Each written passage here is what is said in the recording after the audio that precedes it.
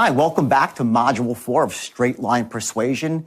Now, this particular module here is absolutely crucial in your ability to persuade and influence people.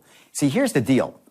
At the heart of influence is your ability not just to sell someone an idea, but on something much more powerful, which is your vision of the future. At the heart of everything, people are never going to, do business with you or buy into your goals that you might have.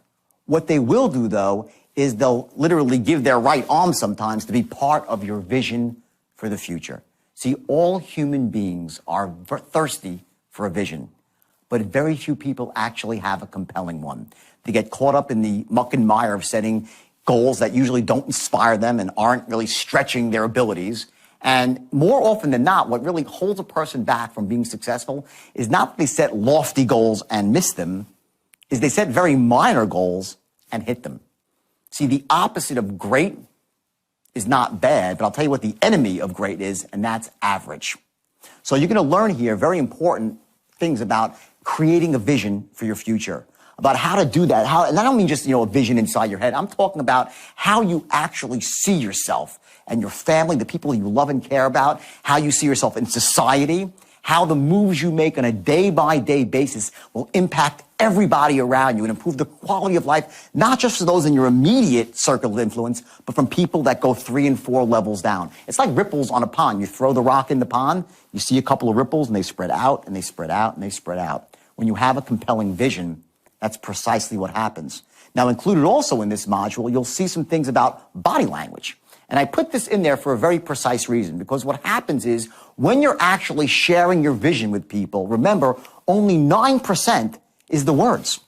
The other cues, as we talked about before, is tonality and, of course, body language. How you make eye contact, how you hold your body, those physiological unconscious triggers that you create in somebody else by the way you look, by the way you sound, and you give off that unconscious understanding that you're a person of influence, that you're a force to be reckoned with, that you're almost a tour de force in your own life. And when you get to that spot, and you'll get there at the end of this module, you're going to find that force inside you I spoke about, and it's waking up more and more. And you're going to go out there afterwards with a newfound confidence and an ability not just to be a goal setter, but to be a visionary. And once you get to that spot, influencing those around you becomes really, really easy. So enjoy the module. Take notes in your action book, and remember that what you're doing right now is going to translate into the real world, not in a minor way, but a major way.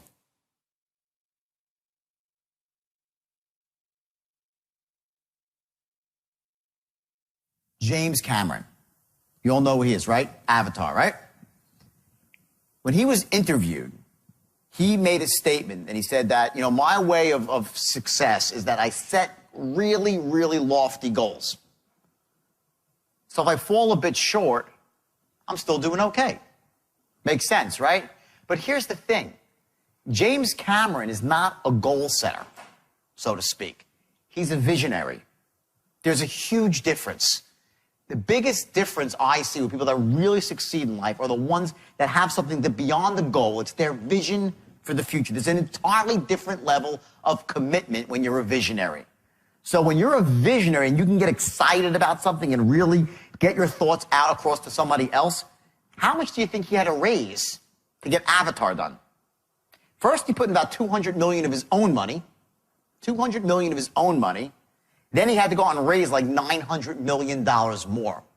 You can't raise money like that. I don't care if you're James Cameron or anybody, unless, A, you are creating a vision for somebody. It can't just be like, I want you to invest in Avatar because it's going to be a great movie. There's a different level above that where you describe the way things look, what they're going to make people feel like, what it's going to sound like, an entirely new world. He created a new world.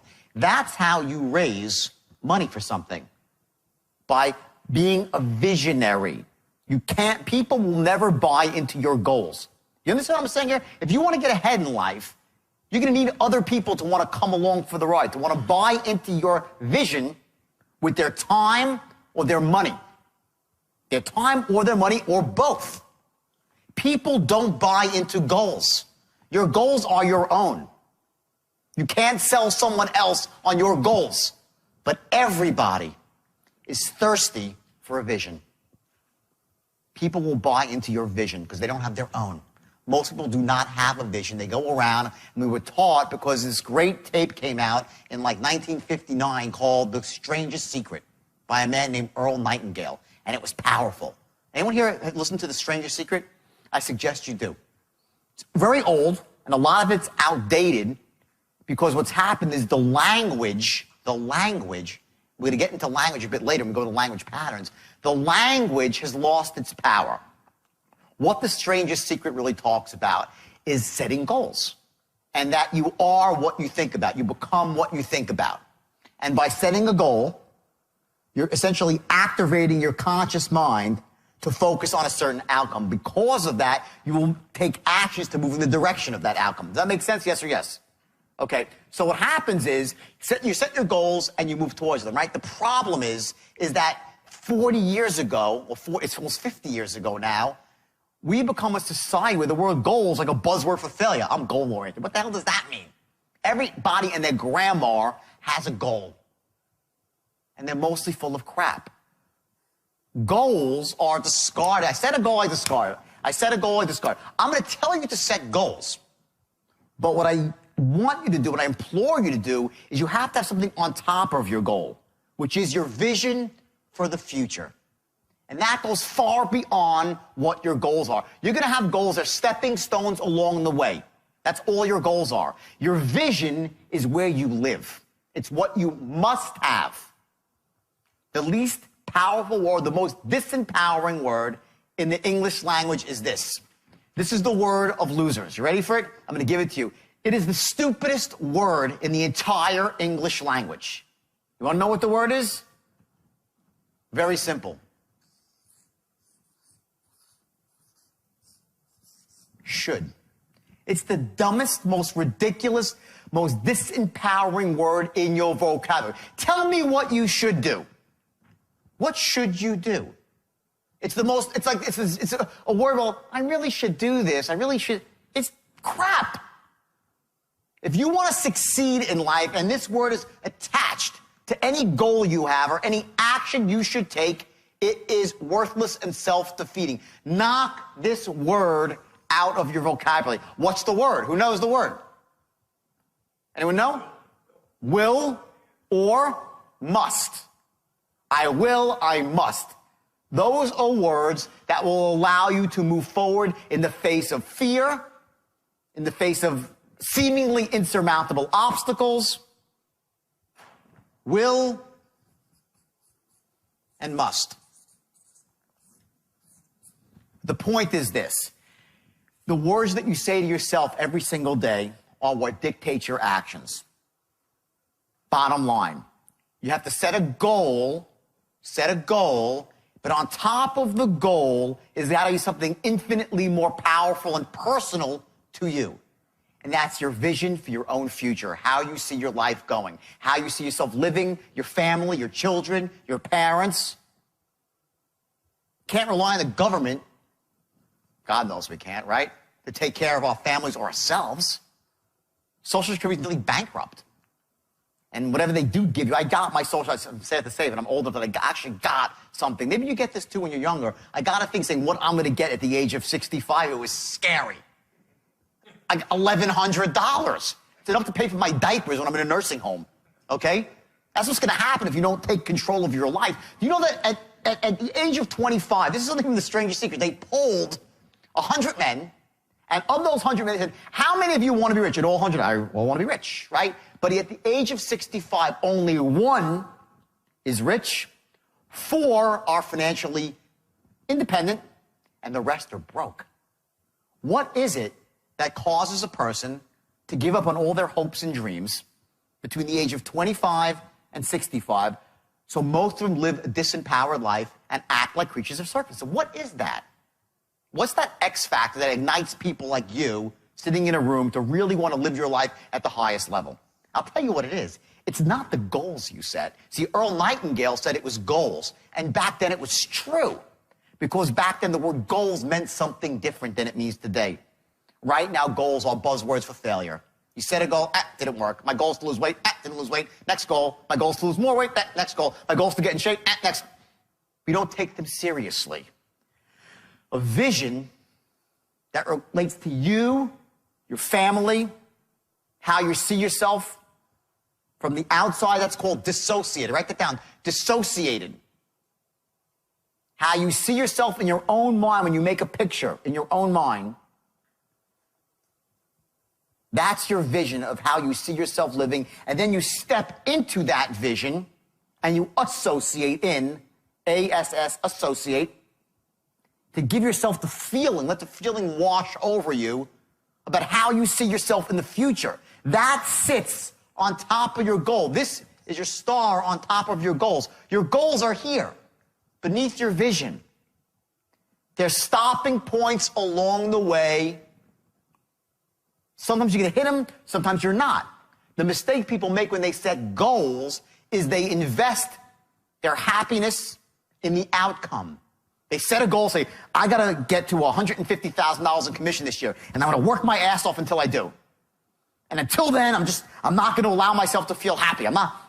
That's a recipe for disaster and a recipe for failure. You set a goal and you detach yourself from the outcome.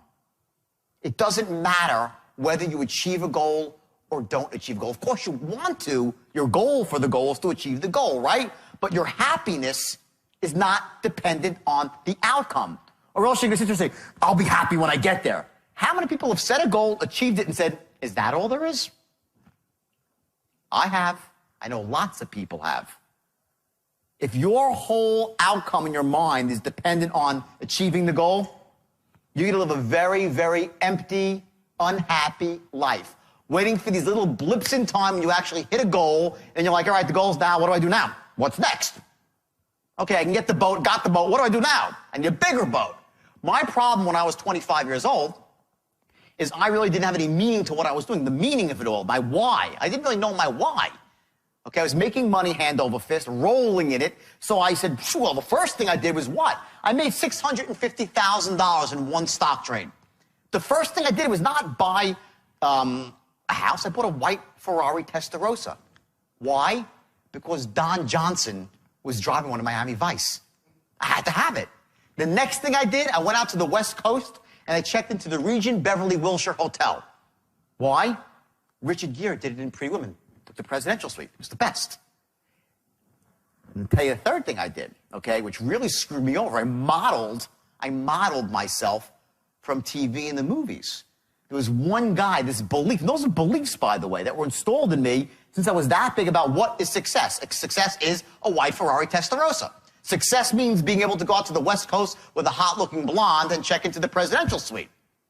Success means whatever we think it is. We're all different, okay? But the one belief that screwed me up the most, that really, it destroyed me. I would sue the bastard if I could. There's one guy who really installed the belief in me that screwed me. You know who it was? Bingo. Gordon Gekko. Greed is good. That's what he told me. And I was 23 years old. I looked up at the big screen, and this guy was sitting there saying, greed is good, greed cuts through, bullshit. Greed is not good. Greed is destructive. Greed doesn't cut through and clarify anything. It's ambition that's good. It's passion that cuts through and clarifies. Hard work.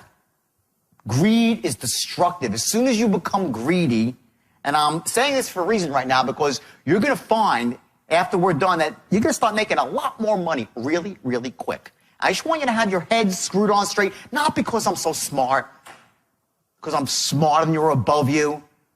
I just have been through a lot of pain in my life, and I made a lot of mistakes by having a gift to close and to teach others to close.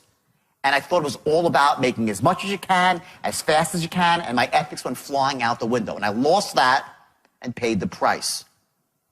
Greed's not good. It's ambition that's good. It's ambition that clarifies. And you will see on those lines, using the things that you have learning here this morning so far, especially this afternoon, we're going to get really specific on tactics and on strategy of how to close. And then we're going to hammer it home tomorrow. You're going to find that your commissions are going to soar. And if you're managing other people, it's going to be like turning a key to get them to perform too. That's how powerful it is. But if you go out and it's just about money and try to send it in as quick as you can, it's going to end badly for you.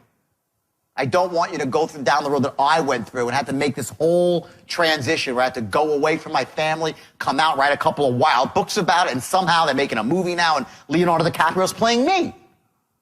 Leo DiCaprio is playing me in a movie coming out next year. He's the wolf. And like, everyone's like, wow, Leo's playing you. And I'm like, yeah, I'm sort of honored. I wish it was for curing cancer.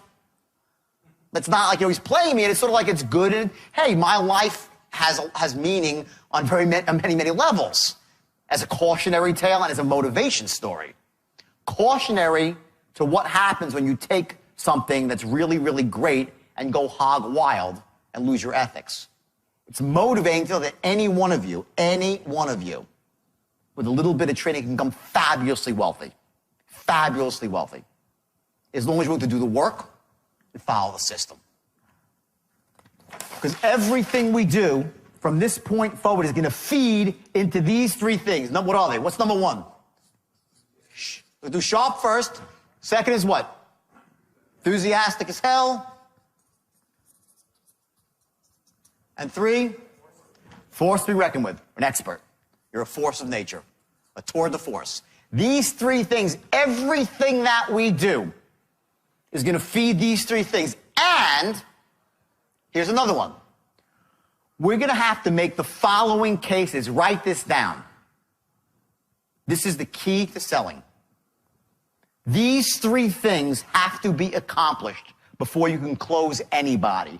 Number one, they have to love your product.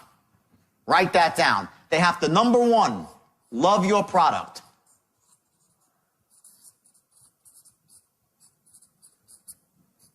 I can't write. I can't physically write English. It's the weirdest thing. I can type English really, really well. Okay, I can't write. Love your product. Number two, they have to trust you.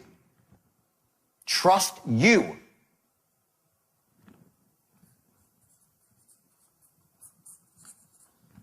And number three, they have to trust your company.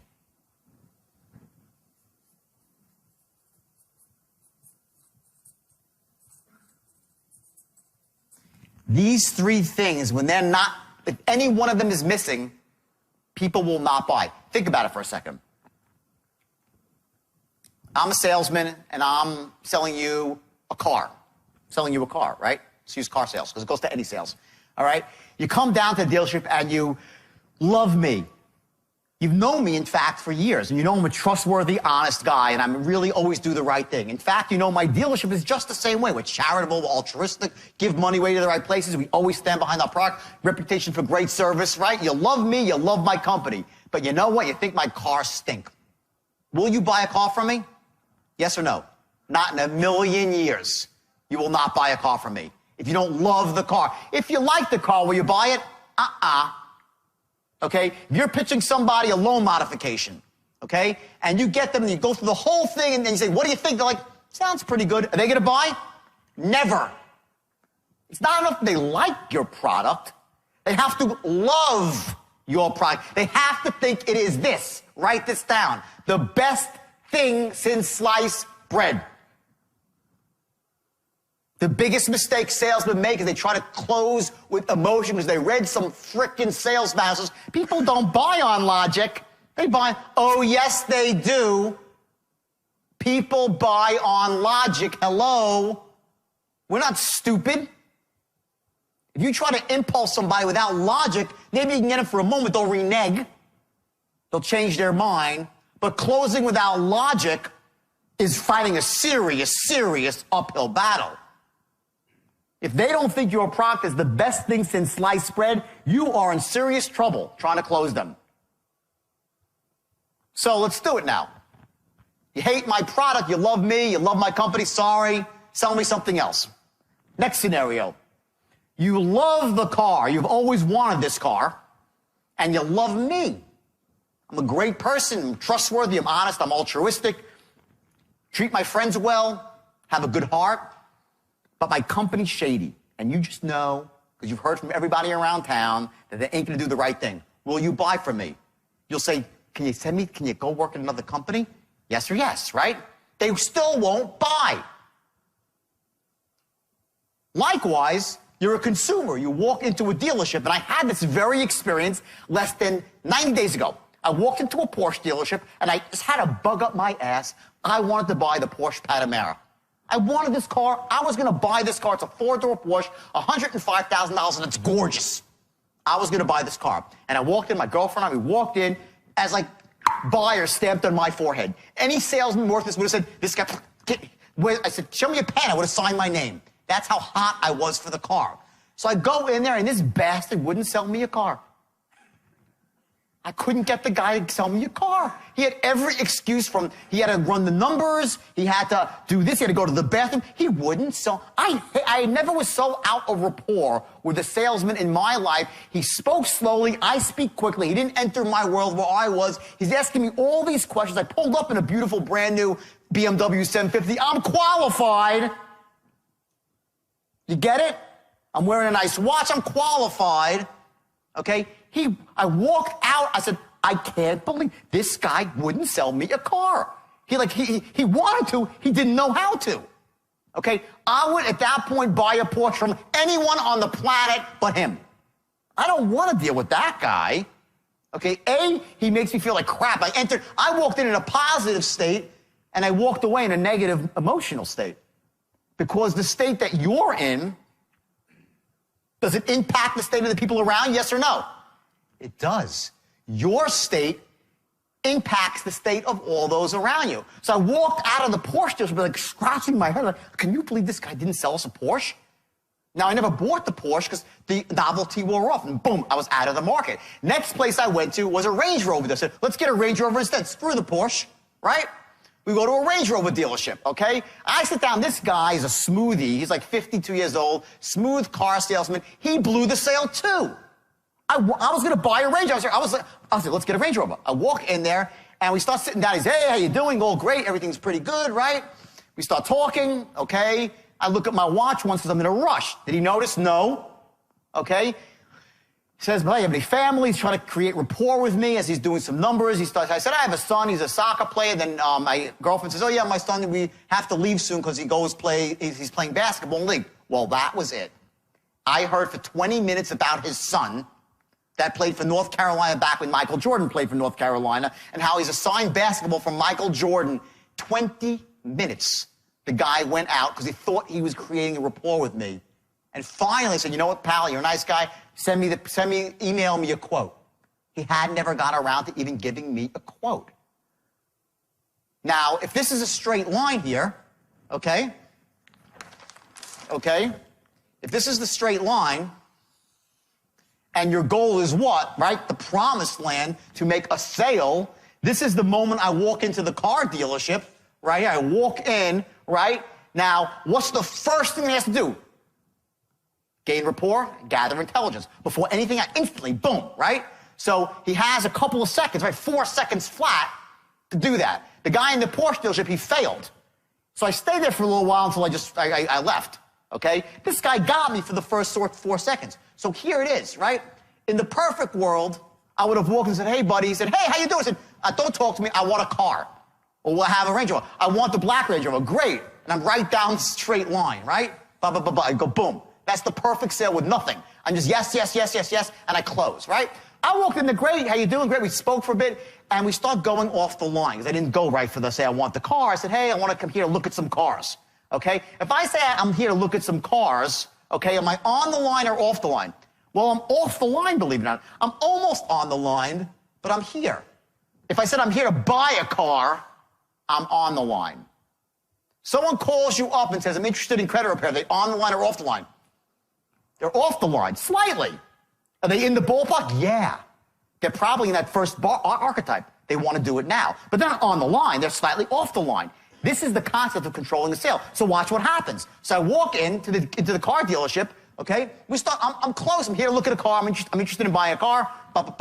We start talking. Oh, you have any family? You have any family? We start talking. He sits me down. He says, yeah, great. Oh, your son plays basketball? Yeah. My son. And he's off to Pluto. This is your boundary. Above and below the line. It's in these areas where rapport is developed and intelligence is gathered. When you go outside those areas, you're done. You're completely out of rapport. You're in Pluto. You've lost control of the sale. You're not pacing, leading, nothing. Nothing's being accomplished, and chances are you will lose the sale. So the idea is, in a very elegant and effective way, is to gain rapport and gather intelligence. Right here. Tightly, not too far off the line. By doing that, you're moving the sales forward, you're gathering the necessary intelligence to close him later. See, the intelligence, watch what happens. The intelligence that you gather here, you're going to use in the back half of the sale to start narrowing down what it really is that's holding him back, and using his needs to make an airtight, logical case, write this down, and make an airtight emotional case, both airtight logical case, airtight emotional case, as to why he should be buying when. Now. It's not enough that he should buy now. This is goal-oriented selling. There's no 10% rapport or 30% rapport. It's all about rapport, and it's all about gathering intelligence every step of the way. Every word is deliberate. Every tonal pattern you run is deliberate to elicit a certain emotion, and each one brings them along the line. And if at any point along the line you realize that A, they can't afford it, so to buy it would put them in a bad position, you stop and don't force the sale. You don't force the sale if they should not buy.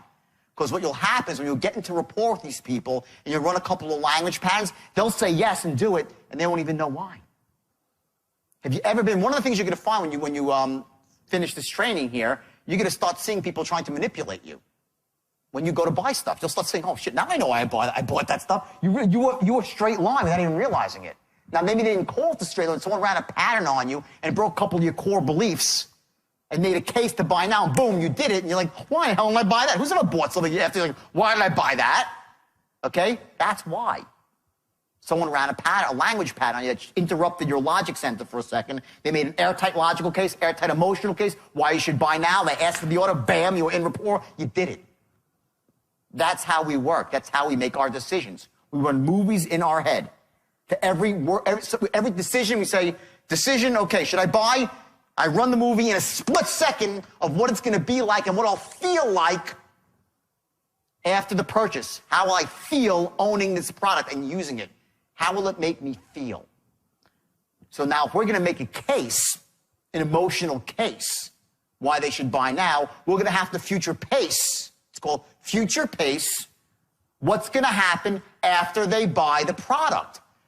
You're going to, using words and tonal patterns, you're going to create a picture of what it's going to be like and how great they're going to feel using your product and being known as a person who makes smart decisions. Very important to people. Not just how they'll feel using the product, but how they'll feel about themselves for having made a smart decision. How they're going to look in the eyes of their family, in the eyes of people in their neighborhood, and also the fundamental shift it makes in them as human beings, that in the past they were held back from making decisions because of limiting beliefs they had. That power that they get now from making a good decision is awesome. And all that comes along the straight line. So back to this page before, or maybe it's 2 pages before, okay? What are the 3 things, okay? Number 1, they have to love your product. Logical case. This is the logical case. They must love your product. It's the best thing out there. Will they buy it? No. They love it. 2, they must trust you. And in trust comes a couple other things. They must like you. They must trust you. And also, extremely important, they must know that you what? Care. Now, how do you say it? I really care? You can't say that. But you can imply it with your tone. And it's so powerful that you'll be such tight rapport, they'll be hanging on your every word. That's the level you have to get to close everyone who's closable. I heard a story today. Someone told me, yeah, I hired this woman for my company, and she went out and she broke all the records in the first 2 weeks and we thought she was blind. You know what? Did we taped her? No, she's just great. I'm like, well, how good does she sound? She sounds awesome. Oh, no, duh. She sounds awesome. Why do you think they're all buying from her? She sounds... I didn't say she is awesome. There's a difference. I didn't say she is awesome. What I said is she what? She sounds awesome. There's a difference. Sounds often, her tone, how the words flow out of her mouth like elegant pearls. They come out of her mouth. I went down to Wall Street. I was the sharpest salesman I had seen. I was 22 and I knew I had a talent to sell. I owned a meat company. I went door to door selling meat and seafood. Knocking on doors, made a fortune. When I was 22, built a company with 26 trucks on the road. 26 trucks. I came up with an early version of the straight line and was training people that were almost like crack addicts. They were like the worst, the bottom of the barrel, and they became master closers because crack addicts can sell really well when you get them motivated. The problem is when they crash, they disappear with the meat. Now, I was a young kid. I didn't know what I was doing. I thought I was making a fortune. I went out and bought myself a beautiful Porsche. I thought I had it made. I thought I was a millionaire. I was out of business like that. Like overnight, like all of a sudden, where'd the money go? Anyone who's in business knows this early experience. When you first go into business, I know Michael knows it very well, okay? You make all these mistakes, and you think you don't realize about cash flow and receivables, and you grow on credit, and you make all these mistakes that new business owners make. I made them all. I was out of business. So I heard about some guy who was making like $1 million a year as a stockbroker, and he was not that sharp. I was like, wait a second. If this guy can make $1 million, I can make $100 million. Well, I was right. And I went down to Wall Street, and the first day I walked into a Wall Street boardroom, boom, I was blown away. The mighty roar of the boardroom, I was just absolutely blown away. And they sat me next to a guy named Mark Hanna. And the guy was so smooth. His voice was as smooth as silk. And I learned something that instant I sat down next to him. I heard him pitch on the phone, and it didn't matter what he said. He was ripping people's eyeballs out, which I do not suggest you do. He was ripping their eyeballs out. And this was a big firm. It was hard selling, hard. It was basically, I was notorious for saying either they buy or they die. I'm not proud of that I said that. And unfortunately, it was on the front page of Forbes magazine. So that wasn't good for my image, okay? But I did say that in a moment of insanity. Either they buy or they die. Rip their throats out. Not good stuff. But that's what I had seen in this brokerage firm, LF Rothschild, and it's also what I heard Gordon Gekko say. Rip their throats out and suck their skulls, right? I was influenced by what I'd seen, and I was off course. My point is this. He was ripping people's eyeballs out, and he sounded like he was apologizing at the same time.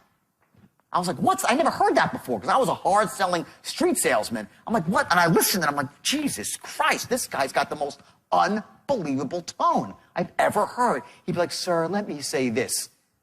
And I'm like, I'm like, wow. He'd say, sir, I want to be an asset. He has a way of really, and he'd say, pick up 10,000. And the people were like, okay, Mark, I want to be an asset to you and your family. His tonality had this sort of like this velvety smoothness that he'd be like apologizing to you for asking for your money. You're sending it in, you love the guy, and you lost everyone millions. Okay? And I was like, Jesus, I said, there really is something to this tonality. And I added tonality to my arsenal. I never really had focused in on it before. I had focused in more on structure. And I added tonality to the mix of it all. Later on, I opened up my own company. About a year and a half later, after the market crashed, shortly thereafter, and I had an opportunity to open up my own firm, and I did it. And in the beginning, I didn't really have the straight line. I didn't have the straight line. But I knew all this stuff, and it was kind of in my own brain floating around, but without a system.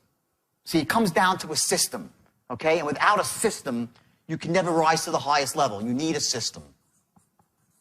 I had all this great information, all this stuff I'm teaching you about, loving the product, I knew all that. I knew about tonality, too. I knew about limiting buying lists. I even knew that. I had it all there, but it wasn't a system. So what happens is when you don't have a system, I could teach someone, and if they have talent, they take to it. But since it's not a system, if I teach someone it's not a natural, they can't take to it. You get it? It's hard to teach somebody when it's not a turnkey system. I want everyone for 1 second, this is a very powerful exercise. I want you right now to think, okay, close your eyes for a second. Everyone close your eyes. I want you to think of the best restaurant that you've ever been to or you've thought about going to. Close your eyes, really get into this, insert yourself into this dream. The best restaurant in the world with such food that you love, an ambiance that's fabulous. It could be anywhere in the world. It could be French food. Imagine the smell, if it's French food or Italian food, the smell of roasted garlic. A beautiful candlelit room with someone that you love and you care about, enjoying the greatest day, maybe your anniversary or Valentine's Day, or someone that you love their birthday. And think of that restaurant, and think of the name of that restaurant. And I want you to think about the sign, on a sign. Put the name of that restaurant on a sign. And now open your eyes. Raise your hand if you thought of McDonald's. No, not a soul thought of McDonald's, right? One guy in the back, there's my man, thought of McDonald's, okay. Okay, McDonald's is the most successful restaurant in the world. The food stinks compared to what you're thinking about, like Le Cirque. It's good fast food. The ambiance, it's clean, but is it beautiful? No. Why did no one think of McDonald's? Why are they the most successful? Because their system for running the restaurant is so simple that a 16-year-old kid can do it. A 16-year-old kid can run a McDonald's, and it's mostly 16-year-olds that run it. When you have a turnkey system that's so effective and so foolproof that anyone can step into it with a little bit of training, take to it, that's a winner. When I turned the straight line philosophy, it was called the straight line method in the beginning, I turned it into a system. Everybody, and I mean everybody, succeeded.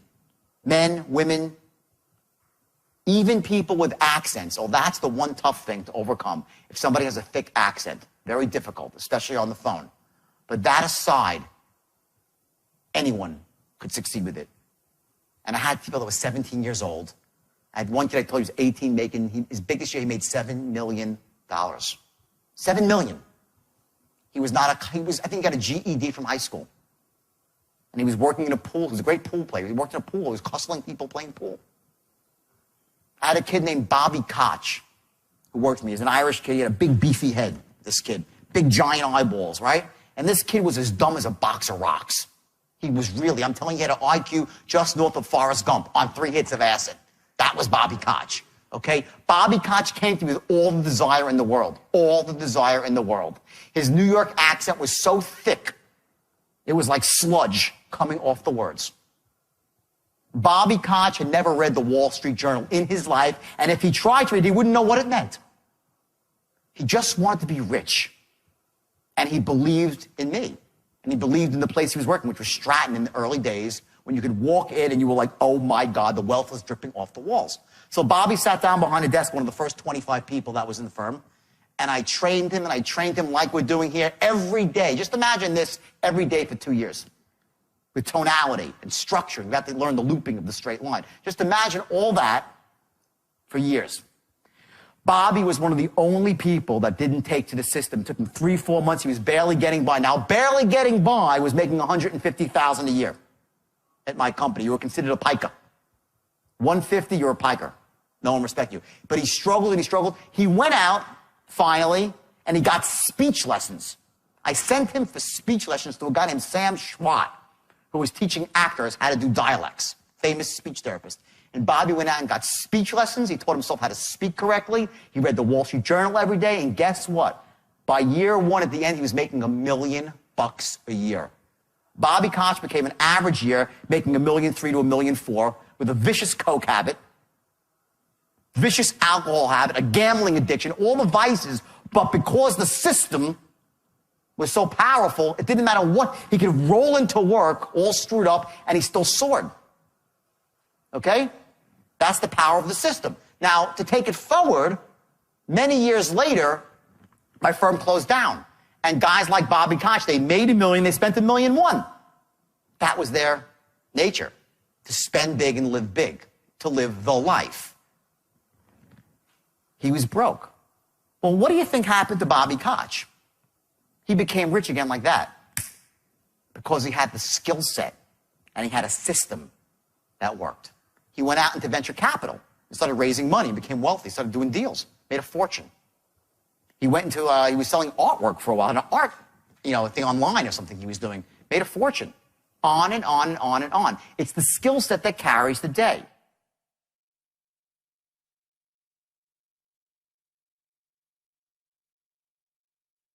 So now when we talk about tonality, right, let's talk about the other element of this, okay? And the other element of this is body language. Let me explain to you about what body language really is. It's the management of space and time. Your space around you, the way you move throughout the world when you move into a room, okay? That's body language, okay? Men and women are entirely different. When you're selling a woman, when you're persuading a woman as a man, okay, you need to stand directly in front of her. You do not stand off to the side. And when you stand with a woman, you have to stand away at least 2.5 feet. Write this down. This is crucial. If you invade a woman's space, woman, am I right? If someone invades your bubble, are they out of the thing? 2 seconds, they're out, right? They're all laughing. They know. Okay, I see men, I used to call them space invaders. Who knows a space invader? You have a friend, everyone knows, like, you hate the guy. He's usually a spitter, too. And you're like, right? But the worst thing is a space invader. He comes up, he's in your bubble, okay? When you're selling a woman, okay, you stay 2.5 feet back and directly in front, not off to the side, because she wants to see your hands, a woman. This is true. This has been tested clinically. I'm not making this up. I promise you. It's true. For men, okay, a man on a man, you never stand directly in front of a man and face a man. You stand off to the side.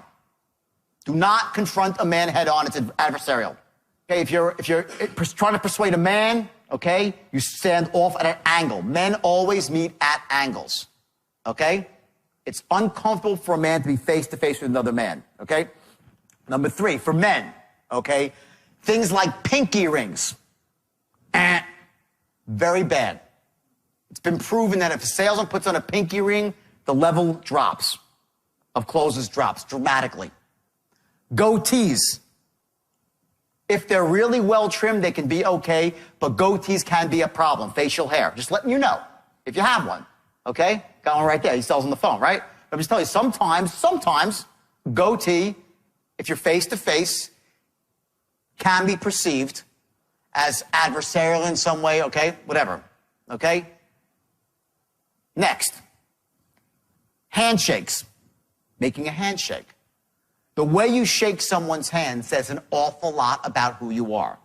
Okay, there's lots of different types of handshakes. Number 1, you have your basic handshake, right, which is a neutral handshake, right? You shake the same waist level, same pressure as them, right? That's your cooperator's handshake. That's your best handshake. Do not do the old nice to glean, the guys like that. People do not like that handshake. They will not buy from people that shake their hand that way. They're intimidated. They're intimidated, okay? That's an aggressive handshake. Conversely, you have the passive handshake, which is like this. You ever see this one? You go to shake someone's hand, right? Believe it or not, that's the ultimate power handshake. When someone is doing that to you, they're showing you they're trying to show you they're in power over you. Believe it or not, a wimpy handshake is from a man who gives you a wimpy handshake is showing you that they're in power over you. I was shocked when I heard this. I did research. I didn't believe it. And I actually found 5 sources that said the wimpy handshake is the power handshake. Okay? So don't go out there trying to be all passive out there with somebody. Think if you shake their hand, they'll think you're non-aggressive and non-threatening. You shake the cooperator's handshake. Okay? Dressing for success. Okay? This is something I mentioned earlier. I went to a seminar with someone who I thought was a wackadoodle, this guy. Okay? But he's also brilliant. Some wacky people are really smart. I'm wacky, right? And I learned a couple of things there that really I found to be helpful when I train other salesmen. And what he called it was wrapping your package. And I hated this phrase, wrap your package. Stop it, wrap your package. But he meant wrap your package. It means dress your best, okay? It's called wrapping your package. Certain colors. Right now, I am not dressed to close because I'm not trying to close you. This is a training exercise. I'm here to train you. I'm comfortable. I'm casual. I have short sleeves on, okay? In fact, I'm going to take it off. I wore short sleeves because for me, it's about comfortability, okay? If I was trying to sell you something, okay, stand up. This man, stand up. Seriously. He went to the same seminar. This is how you dress to close. Suit, slight pink color, All matching? That's a closer's outfit. Now, I know we're not here to close. I want you to understand. Thanks a lot. Thanks. I want you to understand that when you dress that way, what are you doing? What do you say? What did you address here? Let's go backwards for a second. When someone wears a suit like that, what is he saying? Authority figure. How you dress creates a level of whether you're here or here. I don't like wearing suits. I just don't. I'm a jeans and sneakers kind of guy. But I know this.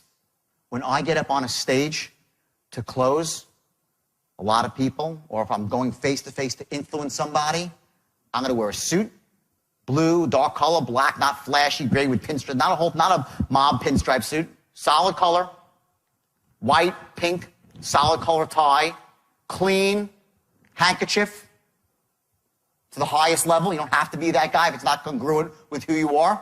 Don't do it.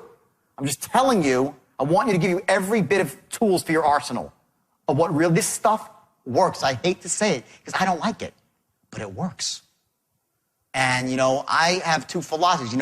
Would you want to look foolish sometime and be rich, or look cool and be poor? I choose rich, right? You say words the way they should be said with tonality, even if it feels a bit goofy to you, because you make money like that. As long as it's not anathema to your existence, okay? You need to be congruent with who you are as a human being. I'm not saying that, because if you're not that, it won't work. You'll come off as disingenuous and it won't work. But to a point, you got to find out what represents the best you and dress that way. You dress for success. It's a very simple rule. You dress for success. Don't dress for failure. It doesn't take that long to put yourself together in the morning. It really doesn't. And I'm not, that's why I throw stuff on my body. I'm not a great dresser. I'm just not, okay? But when I'm going to close to work, I dress appropriately. Now, there are some people, and this man who I trained with was one of them. He said, I disagree. I'm just giving you both, I want to give you both sides of the coin, so you know. He's like, I dress like that in a suit and tie every second of the day, even when I'm not working. He stays in character his entire life, and he's a character, all right. He stays in character, okay? When he's out for dinner with his wife, he's got his suit and hanky on. Now, I can't be that person, but there are people that say when you do that, and you're in character, you feel better about yourself, you feel like more of an authority figure, and because of that, you act on it, and you make more money. Food for thought. Wrapping your package. What I suggest you do, especially if you sell face-to-face, okay, you got to find out the dress code that works for you. Don't look like a slob. If you have a pinky ring, take it off. Take it off. Pinky rings have been shown to drop closing rates by 50%. 50%. Distrust. Now, if you own a gambling hall, maybe you wear a pinky ring, right? But not if you're selling cars. Okay, we spoke about discursive awareness. That's the management of angles with women and men. Okay, another thing, eye contact. 72% of the time you must make direct eye contact with somebody in person. Less than 72% of the time, it drops off. Your trust. They don't trust you. When you make eye contact, okay, you're developing trust, you're an authority figure, and you're sharp. Matching and mirroring is what we spoke about. This is body language. When you meet somebody, let me just go through it one more time. I did it briefly before, but you can see my body, okay? Mirroring means that you're directly doing what someone else is doing. So you're sitting across from somebody in a meeting, and they go like this, so you go like this. And they look at you, and if they don't catch you, it's powerful because they start to then do this, and you do this. You follow their moves almost as they're doing it. And you get into very, very strong unconscious rapport. I trained with a guy named Dr. Richard Bandler. I don't know if any of you know who he is. He founded neurolinguistic programming, the technology of neurolinguistic programming. Very powerful. The guy's like nuts. He's half nuts, but he's amazingly brilliant. Bandler, B-A-N-D-L-E-R, Richard Bandler. Brilliant guy, and he's wild, and He really is one of the gurus that was behind the entire self-help movement in the 70s and 80s. He's the guy who trained Anthony Robbins, and he trained all this Paul McKenna, this whole group of people that came out of self-help, 70s and 80s. And Bandler did these experiments with people with matching and mirroring. And when you mirror somebody, you get into massive rapport with them. The less offensive way is not to mirror, but to match. And that means when they go sit down on a stool like this, okay, and they, cross their arms, you don't, like, as they're doing it, cross your arms. No, you wait a few seconds, jiggle around, and then you cross your arms, okay? If someone's sitting with their legs crossed, okay, then you wait a few seconds and you cross your legs and you settle into the same posture that the other person is. This is usually hugely powerful for gaining rapport in person. Don't underestimate this. It operates in a level you can't quite grasp. It's an unconscious level. Look at the opposite. Just understand. Let's say you walk in someplace and someone's flailing their arms about and they're just out of, like, you're in a calm state and they're in an opposite state, they're all agitated. How do you feel about that person? Out of rapport, right? You're instantly, you're standoffish, right? Well, just imagine the opposite of that. The polar opposite would be someone who moves just like you. Someone who speaks just like you. Someone who vibrates at the precise level and frequency that you do. That's what matching and mirroring is all about. To get into them in their world, to enter at the same level, and to slowly move that level up or down, depending on what part of the presentation or close you're at, to create the appropriate emotion that allows them to make the right decision, which is to buy your product. That's body language. Now, when you're on the phone, you can't do all that stuff. You have to accomplish it all through tonality. And a lot of us sell on the phone. And it's more and more because, we're phone, internet, right? We do stuff on Skype. They can't see your whole body, whatever it might be. Okay, it's going more towards that. So remember that in the absence of physical communication, 9% is going to be your words, and 91% is going to be your tone. Make sense to everybody? Yes or yes? Good? Okay. Sort of create your own personal vision quest. To actually go from the point where you watch something on a DVD and actually internalize it and make it real in your own life. I want you to write it down. I don't want you just to think about it or even visualize it. I want you to feel it.